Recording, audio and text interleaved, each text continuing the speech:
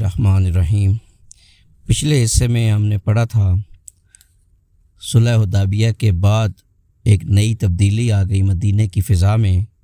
اور اس تبدیلی کے دو حصے تھے، ایک تبلیغی سرگرمیاں اور دوسرا تھا بادشاہوں اور سربراہوں کے نام خطوط، اور اس کے علاوہ جنگی سرگرمیاں۔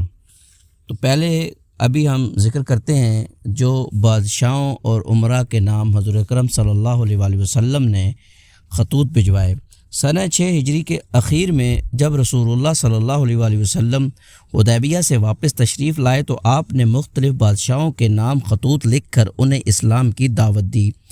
آپ نے ان خطوط کو لکھنے کا ارادہ فرمایا تو آپ سے کہا گیا کہ بادشاہ اسی صورت میں خطوط قبول کریں گے جب ان پر مہر لگی ہو۔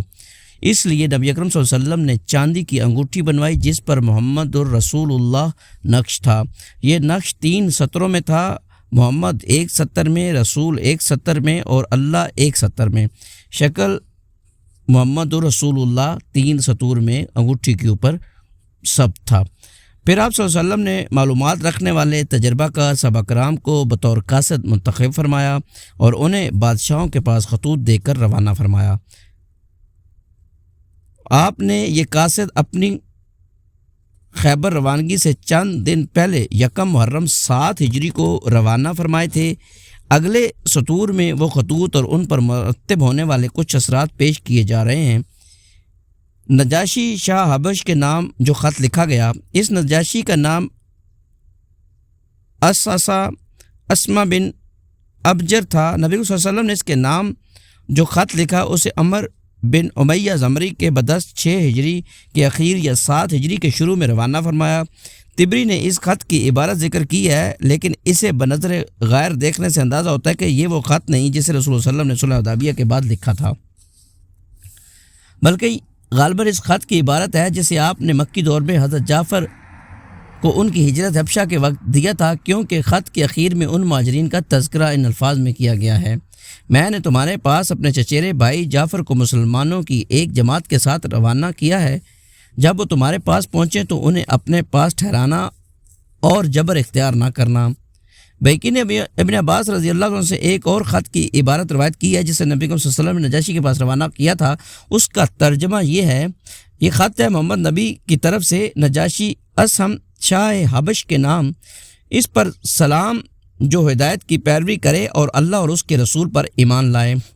میں شہادت دیتا ہوں کہ اللہ وحدہ لا شریک لہ کے سوا کوئی لائق عبادت نہیں، اس نے نہ کوئی بیوی اختیار کی نہ لڑکا، اور میں اس کی بھی شہادت دیتا ہوں کہ محمد اس کا بندہ اور رسول ہے،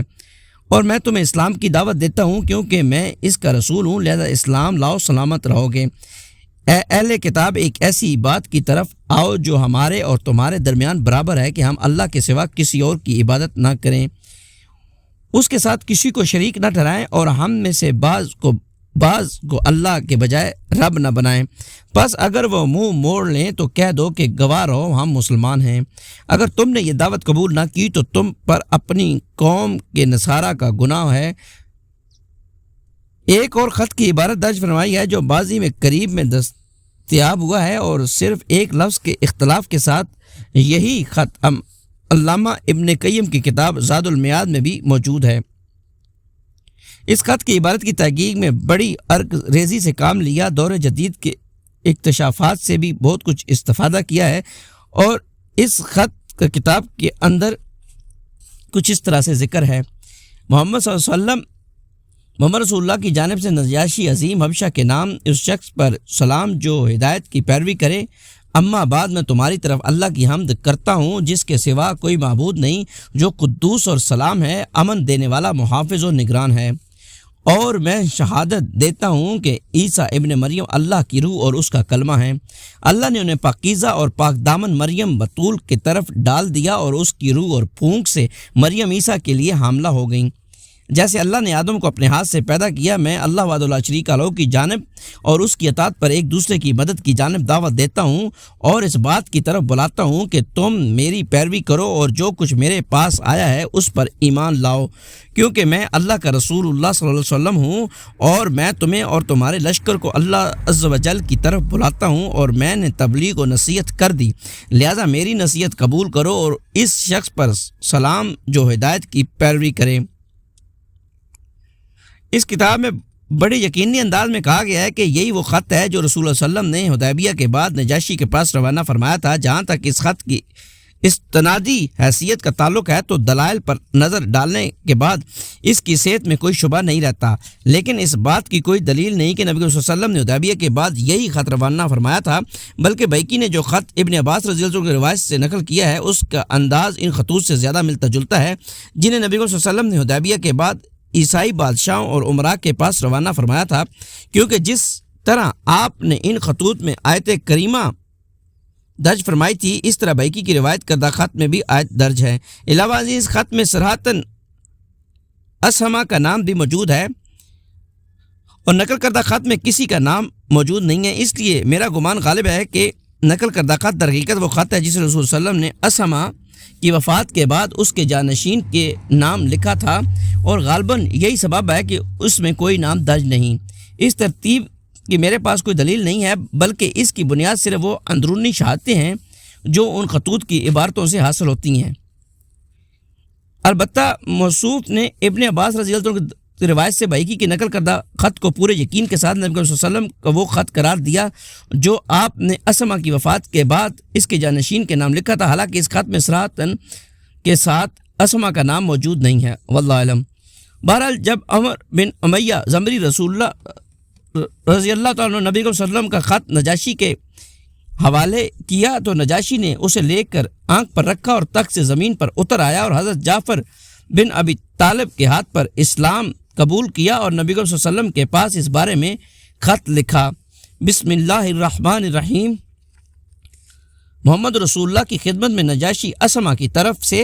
اے اللہ کے نبی، آپ پر اللہ کی طرف سے سلام اور اس کی رحمت اور برکت ہو، وہ اللہ جس کے سوا کوئی عبادت کے لائق نہیں۔ اما بعد، اے اللہ کے رسول، مجھے آپ کا گرامی نامہ ملا جس میں آپ نے عیسیٰ علیہ السلام کا ذکر معاملہ کیا ہے۔ خدا آسمان و زمین کی قسم، آپ نے جو کچھ ذکر فرمایا ہے حضرت عیسیٰ علیہ السلام اس سے ایک دن کا بڑھ کر نہ تھے، وہ ویسے ہی ہیں جیسے آپ نے ذکر فرمایا ہے۔ پھر آپ نے جو کچھ فرمایا ہمارے پاس بھیجا ہے، ہم نے اسے جانا اور آپ کے چچیرے بھائی اور آپ کے صحابہ کی مہمان نوازی کی، اور میں شہادت دیتا ہوں کہ آپ اللہ کے رسول اور پکے اور سچے رسول ہیں، اور میں نے آپ سے بیعت کی اور آپ کے چچیرے بھائی سے بیعت کی اور ان کے ہاتھ پر اللہ رب العالمین کے لیے اسلام قبول کیا۔ نبی صلی اللہ علیہ وسلم نے نجاشی سے یہ بھی طلب کیا تھا کہ وہ حضرت جعفر اور دوسرے مہاجرین حبشہ کو روانہ کر دے، چنانچہ اس نے حضرت عمر بن امیہ زمری کے ساتھ 2 کشتیوں میں ان کی روانگی کا انتظام کیا۔ ایک کشتی کے سوار جس میں حضرت جعفر اور حضرت ابو موسیٰ اشعری رضی اللہ عنہ اور کچھ دوسرے صحابہ رضی اللہ عنہ تھے، براہ راست خیبر پہنچ کر خدمت نبی صلی اللہ علیہ وسلم میں حاضر ہوئے، اور دوسری کشتی کے سوار جن میں زیادہ تر بال بچے تھے سیدھے مدینہ پہنچے۔ مذکورہ نجاشی نے غزوہ تبوک کے بعد رجب 9 ہجری میں وفات پائی۔ نبی صلی اللہ علیہ وسلم نے اس کی وفات ہی کے دن صحابہ کرام کو اس کی موت کی اطلاع دی اور اس پر غیبانہ نماز جنازہ پڑھی۔ اس کی وفات کے بعد دوسرا بادشاہ اس کے جانشین ہو کر